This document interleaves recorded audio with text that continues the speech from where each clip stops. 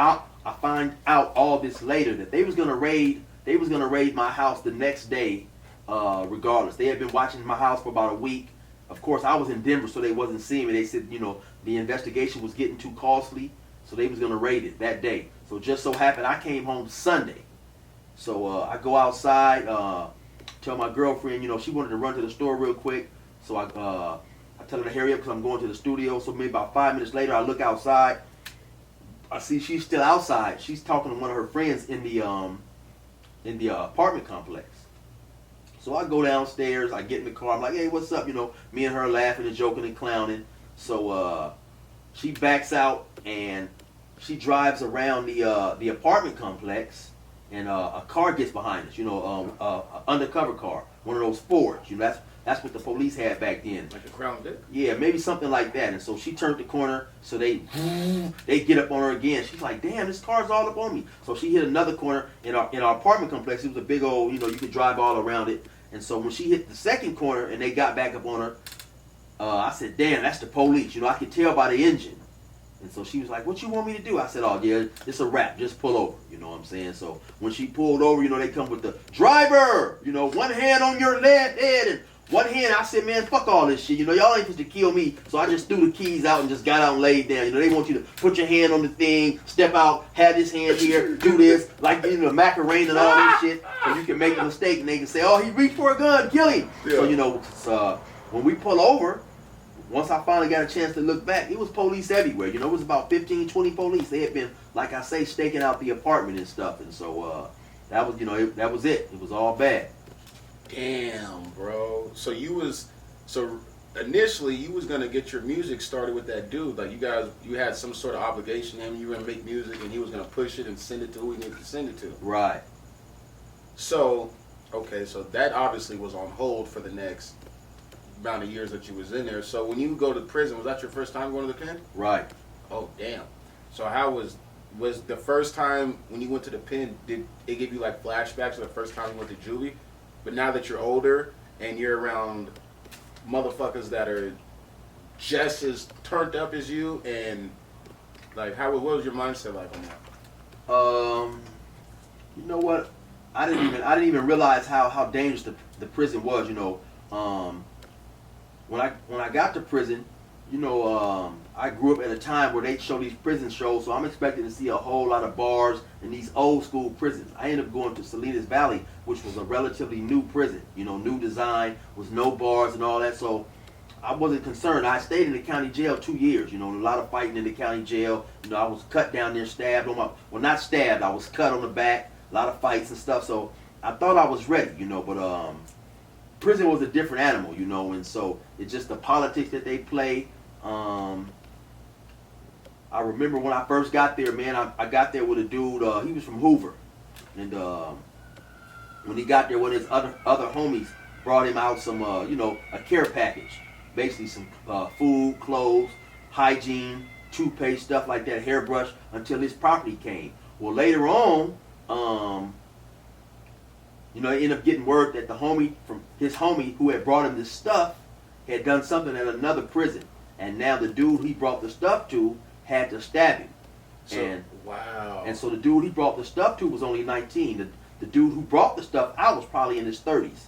And so it was so cold because, now, like I say, he got to stab his homeboy. And the cold part about it was everybody knew about it. I happened to be in the cell with this OG dude from Compton, Big H, Big Heron, rest in peace to Big Heron from the Grandies, not to be confused with the Heron that was with the blood that was with Death Row. This was a dude who had already had life, had been in jail about 15, 16 years, and so he let me know that, hey man, the dude was getting ready to stab the other dude, and it was just a trip how everybody knew except the dude who was gonna get stabbed.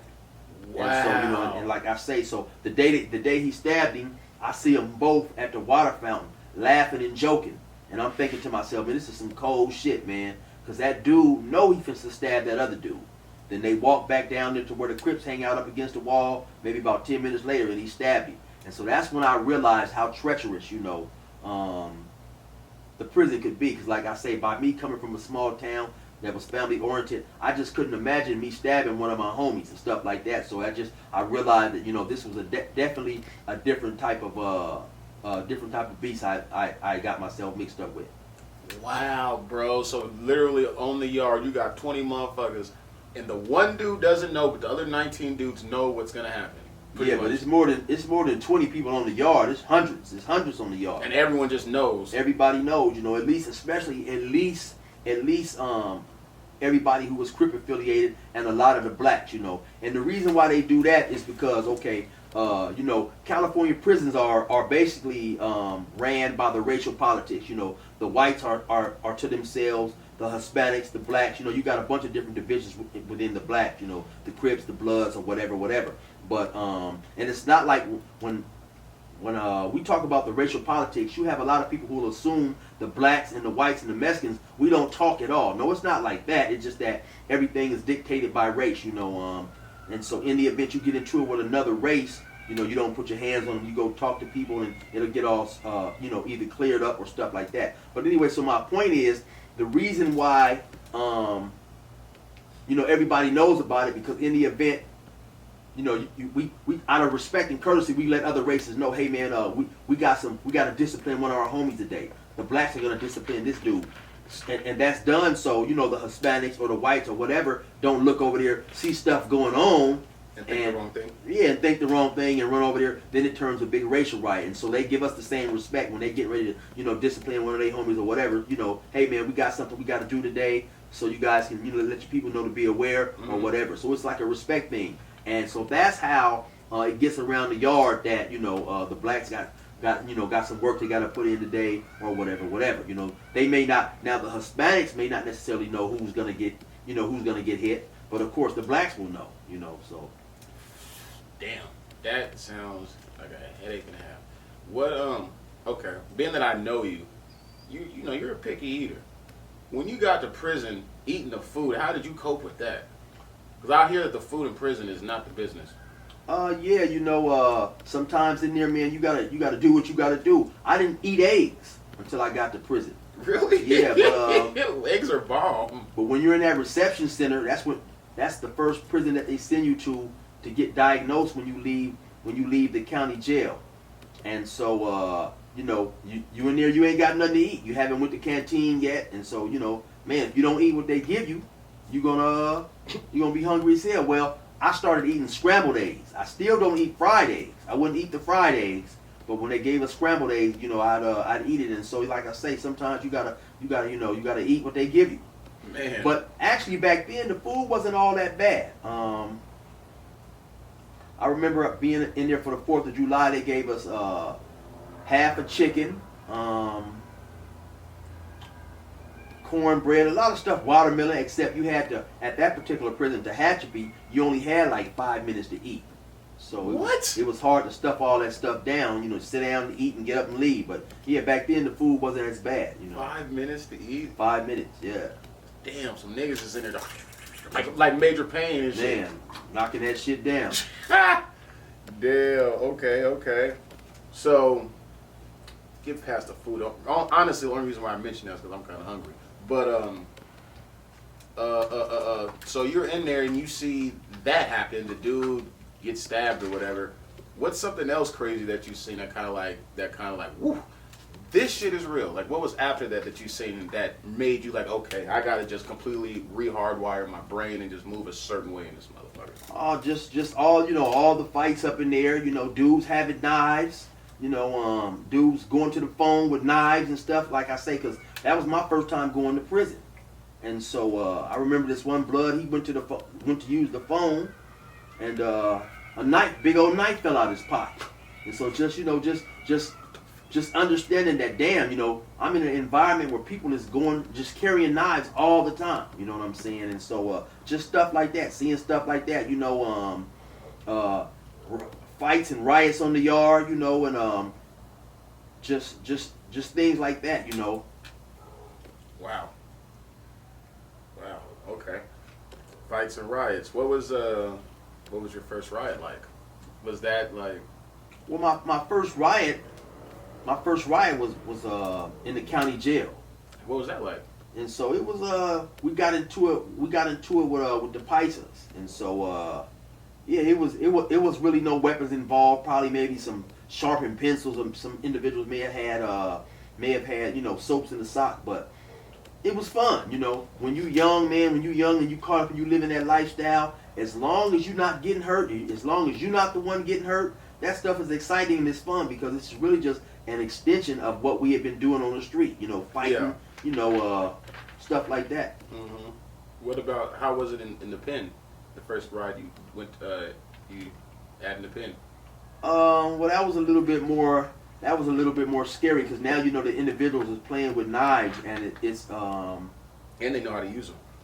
And it's a whole lot more people, But in a situation like that, your adrenaline kicks in. Once the riot starts, you just trying not to fall. You sticking and moving, and you hoping you don't get shot either because they got guards in the tower with mini 14 rifles, and of course if they see you stabbing somebody or seeing a knife, they're gonna shoot. But actually, even when I got to the pen back then, they had a no fighting policy. Any fighting and stuff like that, they was gonna shoot.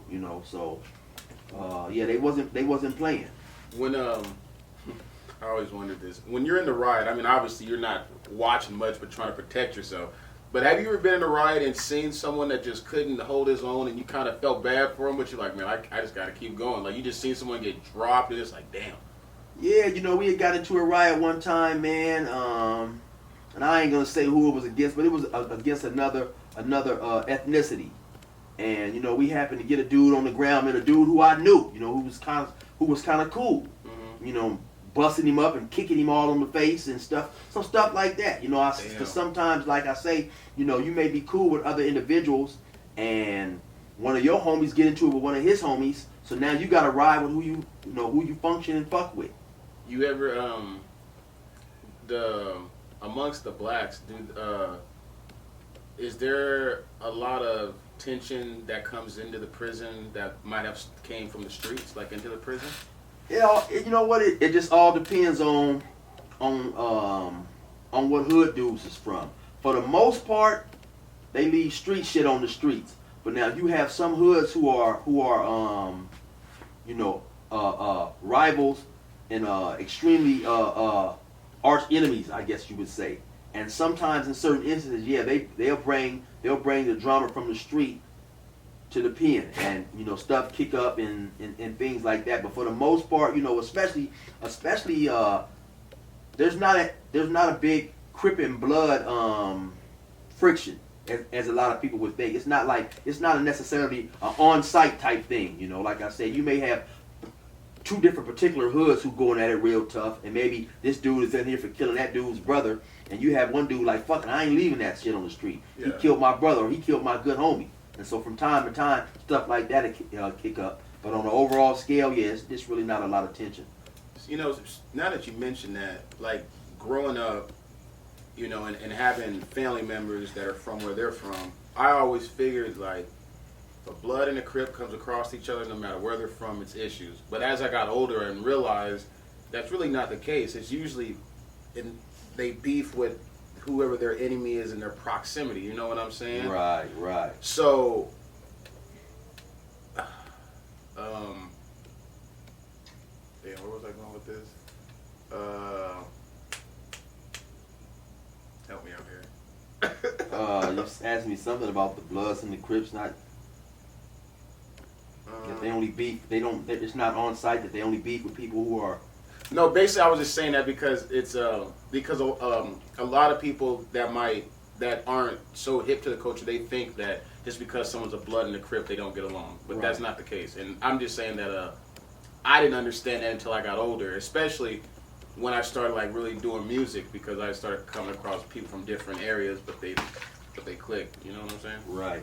And you know what I think? I think it was more Bloods and Crips were more on-site enemies back in the early to mid, the early to mid 80s, maybe even late 90s. But then later on, as you start having more Crip on Crip wars, sometimes then, like you say, a person wasn't necessarily focused now on a dude just because he was a Blood, unless or a Blood focusing on a Crip, unless you have certain individuals who gangbang harder than some. And you know, you have dudes who were back in my days known as set trippers, and they was tripping or you know wanted to smoke with anybody from any hood that wasn't from their hood. So you have individuals like that, but yeah, it's not always. It's no longer necessarily you know on site. You know, just because the dude is a blood in the Crip. Yeah.